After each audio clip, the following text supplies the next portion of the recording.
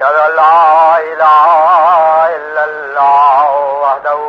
لا شريك له وأشهد أن محمدا عبده ورسوله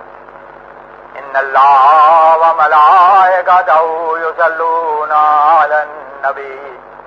يا أيها الذين آمنوا صلوا عليه وسلموا تسليما اللهم صل على سيدنا ومولانا محمد وعلى آل سيدنا ومولانا محمد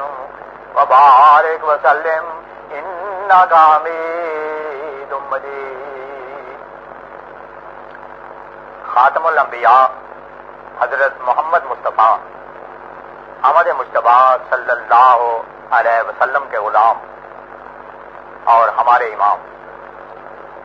حضرت بانی جماعت احمدیہ مسیح موعود و مہدی مسعود کے ایمان افروز اور روح پرور ملفوظات سے مراد حضرت اقدس علیہ السلام کا وہ پاکیزہ اور پرمعرف کلام ہے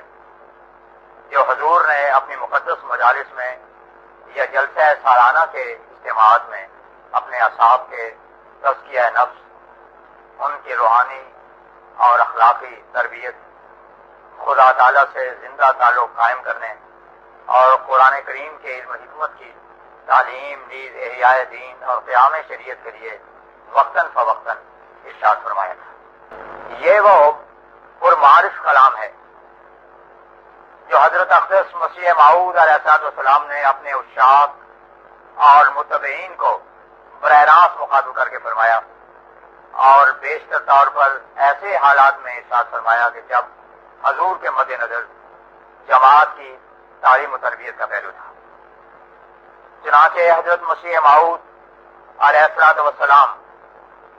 نے اپنی کتاب فتح اسلام میں اس عظیم الشان طرز کلام کی اہمیت اور ضرورت پر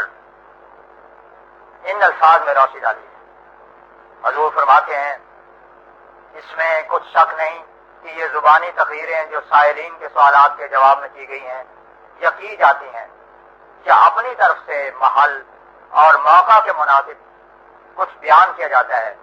یہ طریق بعض صورتوں میں تالیفات کی نسبت نہایت مفید اور مؤثر اور جل تر دلوں میں بیٹھنے والا ثابت ہوا ہے.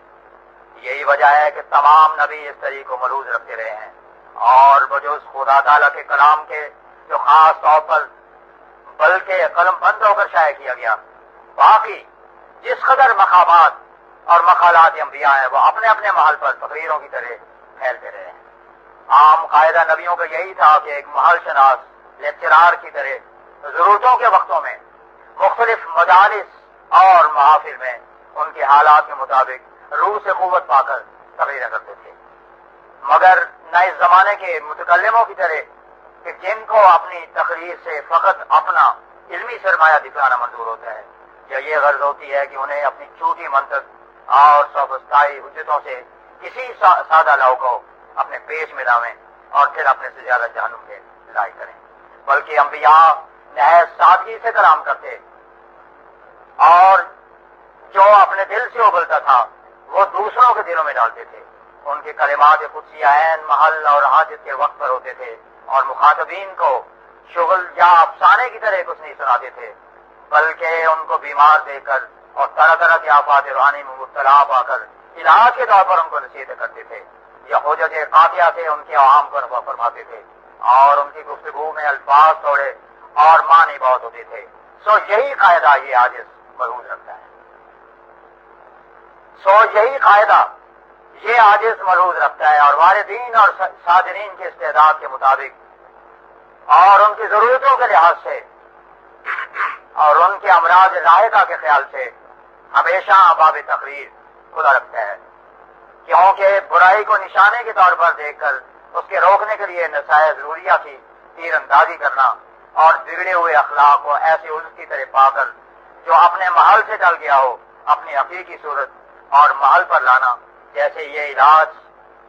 بیمار کے روبرو ہونے کی حالت میں متصور ہے اور کسی حالت میں کما حقہ ممکن نہیں ہے۔ روحانی خزائن جلد 3 بحوالہ فتح اسلام صفحہ 15 و 17۔